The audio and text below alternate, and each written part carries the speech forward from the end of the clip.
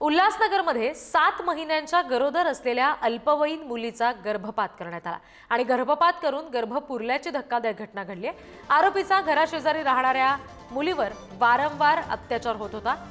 ही मुलगी गरोदर असल्याचं समजलं त्यानंतर आरोपीने हा सगळा प्रताप केला। अल्पवयीन मुलीवर रुग्णालयामध्ये उपचार सुरू असताना सगळी घटना उघडकीस आली। पोलिसांचा या सगळ्या संदर्भामध्ये आता नेमकं काय कशा पद्धतीने भूमिका पोलिसांची समोर येते हे आपण पाहतोय। आरोपीसह नातेवाईकांविरोधात सुद्धा गुन्हा आता दाखल केलेला आहे पोलिसांनी। अल्पवयीन मुलगी दवाखान्यात ऍडमिट होती। या तक्रारीवरून हे शेजारीच राहणारा सागर ढंगेरामाच्या युवकानं ती अल्पवयीन असलेल्या माहीत असताना सुद्धा त्याची जबरदस्तीनं शारीरिक संभोग केले व ती 7 महिन्याची गरोदर आहे व तिला गर्भपात करण्यासाठी तिला गोळ्या दिल्या आणि तिचा गर्भपात केला। त्यामुळं त्याच्यावरती आणि त्याला जे सहाय्य करणारी त्याची सासू आणि तिचे नातेवाईक यांना यांच्या विरुद्ध सगळ्यांच्या विरोधात आपण गुन्हा दाखल करण्यात आलेला आहे।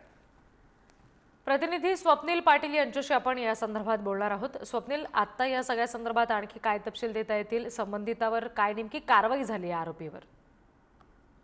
उल्हासनगर प्रांत 3 मध्ये अतिशय भ्रष्टाचार 7 वाजता समोर आलेला आहे। आरोपीच्या घराशेजारी राहणारी अल्पवयीन मुली असल्याने वारंवार जबरदस्ती केली, ज्यामुळे ती अल्पवयीन मुलगी आहे ती 7 महिन्याची गरोदर राहिली होती। हे जेव्हा आरोपीला करतात तेव्हा त्याच्या नातेवाईकांनी मिळून तिचा गर्भपात करण्याचा विचार केला, तिला गोळ्या देण्यात आला आणि तिचं ते 7 महिन्याचं बाळ ते पाळण्यात आलं।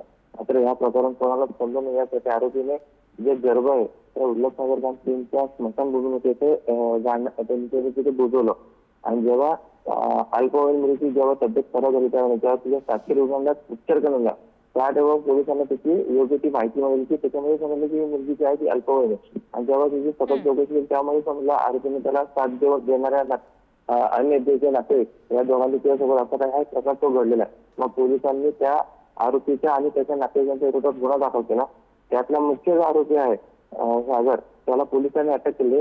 मात्र त्याच्या जे गर्भपात करून त्या जमिनीत पुरलं होतं तेव्हा पोलिसांनी ते बाहेर काढून त्याचं DNA सॅम्पल घेतलेलं आहे आणि उद्या आज त्याला आरोपीला न्यायालयात हजर करणार आहे पोलीस। जी स्वप्नील, धन्यवाद दिलेल्या माहितीसाठी।